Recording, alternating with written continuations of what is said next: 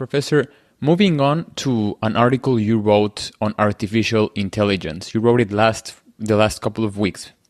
And it got me thinking on your thoughts on, of course, you write them thoroughly in that article, but in the future, and which is moving very rapidly for many of us, including my generation, who has to transition and adapt to a world where AI can come to get all of our jobs. So what are your thoughts for our listeners who haven't read your article on ChatGPT, on artificial intelligence, on its dangers in terms of not only taking jobs, but also building a more dangerous world for all of us and its potential threats? Well, we should first recognize that a huge amount of the discussion about chatbot and other such devices is totally groundless. These have nothing to do. They tell us these systems are designed in such a way that in principle, they can tell us nothing about language, about learning, about intelligence, about thought, nothing. They do some very there's a lot of sophisticated programming, but basically what it comes down to is sophisticated high-tech plagiarism. That's in a certain way. I mean, you have a computer. When you're typing a letter, you get hints about what the next word ought to be, autofill. Well, this is glorified autofill. It's ways of making a good guess about what your next word ought to be in a sequence of words.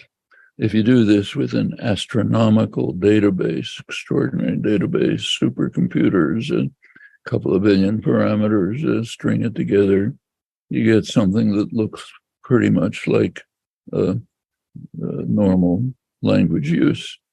The programming is quite sophisticated, so you don't choose the most probable next word, because if you did that, it would look kind of bland and not very interesting.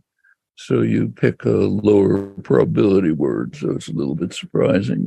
Gives the false impression that something's happening.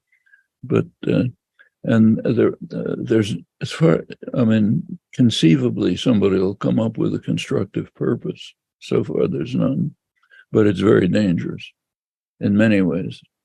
And not so much taking jobs, maybe in the long term, but I don't think that's a major thing. It's dangerous in other ways. For one thing, people take it seriously. There are cases. People think they're talking. It's like asking questions of these devices that what are they called? Alexa? Alexa. You ask Alexa, should I leave my wife or something? Alexa says something or other. Well, if it's Alexa, you don't pay that much attention. If it's a chatbot, you do pay attention.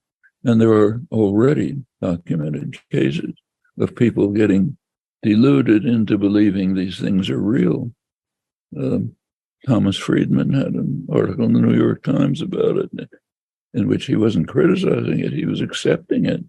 He was saying, oh my God, it's Promethean, the greatest advance ever. Well, people fall for it, cause them a lot of problems.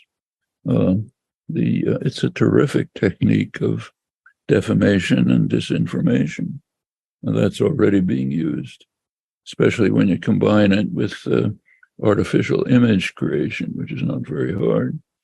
You get things, you can put somebody's name under it, fantastic defamation, massive ways of disinformation.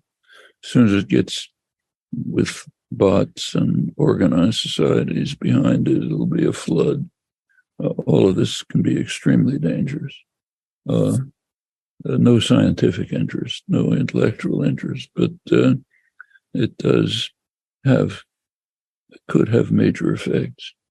It's conceivable that it might replace some work, like maybe routine coding or something like that.